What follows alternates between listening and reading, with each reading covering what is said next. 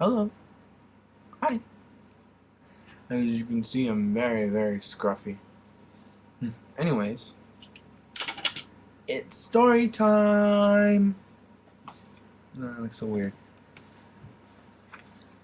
Anyways, alright, so, continuing on with our story. First of all, you're going to sleep right now. So good night. Sweet dreams, babe. I love you. Good night. Talk to you later, alright? Make sure you get some sleep. Sweet dreams. Alright, so, June 13, 1992. Dear friend, I just got home from Bill's house. I would have written to you about last night and this morning, but I had to go to Bill's. Last night, Craig and Sam broke up. It was very sad to watch.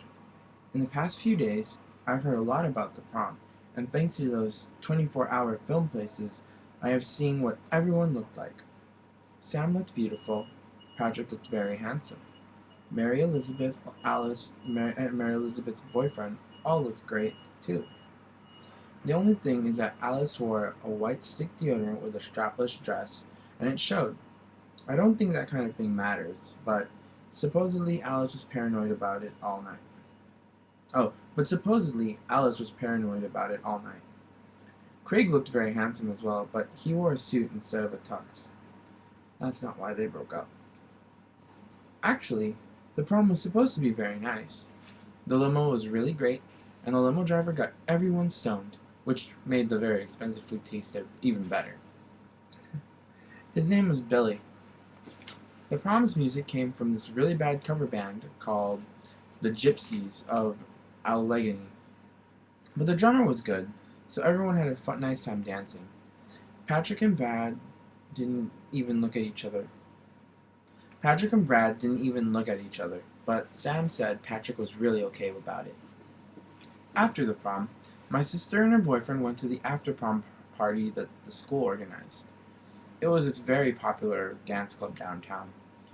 She said that it was really fun with everyone all dressed up and dancing to good music played by a DJ instead of the Gypsies of Allegheny. They even had a comedian who did impersonations. The only thing was that once you went in, you couldn't leave and come back. I guess the parents thought that it would keep the kids out of trouble, but nobody seemed to mind. They were having too much fun, and enough people smuggled in liquor anyways. After the party, it was about 7 o'clock in the morning, and everyone went to Big Boy for the pancakes and bacon. Or bacon. I asked Patrick how he liked the after prom party, and he said that it was a lot of fun. He said that Craig had rented a hotel suite for all of them, but only Craig and Sam went. Actually, Sam wanted to go to the after prom party the school organized too, but Craig got really angry because he already paid for the hotel suite. That's not why they broke up. It happened yesterday at Craig's house after Rocky Horror. Like I said, Mary Elizabeth's boyfriend, Peter, is good friends with Craig, and he kind of stepped in the middle of all of things. I guess he really likes Mary Elizabeth a lot, and has grown to like Sam quite a bit because he's the one who brought it up. Nobody even suspected. Basically, Craig had been cheating on Sam ever since they started going out. And when I say cheat, I don't mean he got drunk once and fooled around with one girl and felt bad about it. There were several girls, several times, drunk and sober. And I guess he never felt bad. The reason Peter didn't say anything at first was the fact that he didn't know anybody. He didn't know Sam. He just thought that she was this dumb high school girl because that's what Craig always told him. Anyway, after he got to know Sam, Peter kept telling Craig that Craig had to tell her the truth because she wasn't just some dumb high school girl. Craig kept promising he would, but he never did. There's always some excuse. Craig called them reasons. I don't want to ruin prom for her. I don't want to ruin graduation for her. I don't want to ruin the show for her. Then finally, Craig said that there was no point telling her anything at all. She was going to go away to college. She would find a new guy. He was always safe about other girls. There was nothing to worry about in that way. And why not just let Sam remember the whole experience in a good way? Because He really liked Sam and didn't want to hurt her feelings. Peter went along with this logic even though he thought it was wrong. At least, that's what he said. But then after the show yesterday, Craig told him that he fooled around with yet another girl the afternoon of the prom. That's when Peter told Craig that if Craig didn't say something to Sam, he would. Well, Craig didn't say anything, and Peter still didn't think it was his business, but then he overheard Sam at the party. She was talking to Mary Elizabeth about how Craig might be the one, and how she was trying to think of ways to keep it going long distance while she was at school. Letters, phone calls, vacations, and breaks. That was it for Peter. He went up to Craig and said, "You tell her something now, or I tell her everything." So, Craig pulled Sam into his room. They were in there for a while. Then, Sam walked from the bedroom straight out the front door, silently sobbing. Craig didn't run after her. That was probably the worst part. Not that he should have tried to get back together with her, but I think he should have run after her anyways. All I know is that Sam was devastated. Mary Elizabeth and Alice went after her to make sure she was okay. I would have gone too, but Patrick grabbed my arm to stay. He wanted to know what was going on, I guess, or maybe he figured Sam would be better off with the female company. I'm glad that we stayed, though, because I think our presence prevented a pretty violent fight between Craig and Peter. Because we were there, all they really did was scream at each other. That's where I heard most of the details I'm writing to you about. Craig would say, "Fuck you, Peter, fuck you." And Peter would say, "Don't blame me after you fucked around on her since the beginning. The afternoon of her prom, you're just a bastard. You hear me? A fucking bastard." Things like that. When it looked like things were going to get violent, Patrick stepped between the two and, with my help, got Peter out of the apartment. When we got outside, the girls were gone, so Patrick and I got into Patrick's car and drove Peter home. He was still seething, so he vented about Craig. That's where I heard the rest of the details I'm writing to you about. Finally, we dropped Peter off, and he made us promise to tell Mary Elizabeth that he didn't think he was He made us promise to make sure Mary Elizabeth didn't think he was cheating on her, because he wasn't. He just didn't want to be found guilty by association with that prick. We promised, and he went into his apartment building. Patrick and I weren't sure how much Craig actually told Sam. We both hoped he gave her a soft version of the truth, enough to make her stay away, but not enough to make her doubt everything about everything. Maybe it's better to know the whole truth. I honestly don't know. So, we just made a pact that we wouldn't tell her unless we found out that Craig made it sound like nothing big, and Sam was ready to forgive him. I hope it doesn't come to that. I hope Craig told her enough to make her stay away. We drove around to all the places we thought we might find the girls, but we couldn't find them. Patrick figured they were just driving around, trying to let Sam cool off a bit. So, Patrick dropped me off at home. He said he'd call me tomorrow when he heard anything. I remember going to sleep last night, and I realized something that I think is very important. I realized that throughout the course of the evening, I wasn't happy about Craig and Sam breaking up. Not at all. I never once thought that it would mean Sam might start liking me. All I cared about was the fact that Sam got really hurt. And I guess I realized at that moment that I really did love her. Because there was nothing to gain, but that didn't matter. It was hard walking up the steps to Bill's house that afternoon, because I didn't receive a phone call all morning from Patrick. And I was so worried about Sam. I called on the phone, but nobody was there. Bill looks different without a suit. He was wearing his old graduate school t-shirt, which was brown. The school, not the color. His girlfriend was wearing sandals and a nice flowered dress. She even had hair under her arms. No kidding. They looked very happy together, and I was glad for Bill. Their house didn't have a lot of furniture in it, but it was very comfortable. They had a lot of books, which I spent about half an hour asking them about.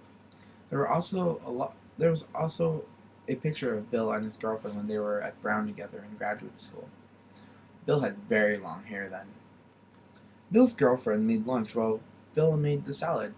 I just sat in the kitchen, drinking a ginger ale and watching them. The lunch was a spaghetti dish of some sort because Bill's girlfriend doesn't eat meat.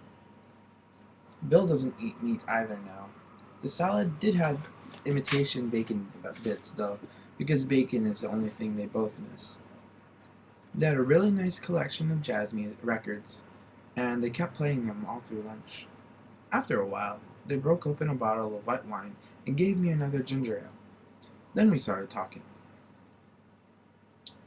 Bill asked me about the fountainhead, and I told him, making sure I was a filter.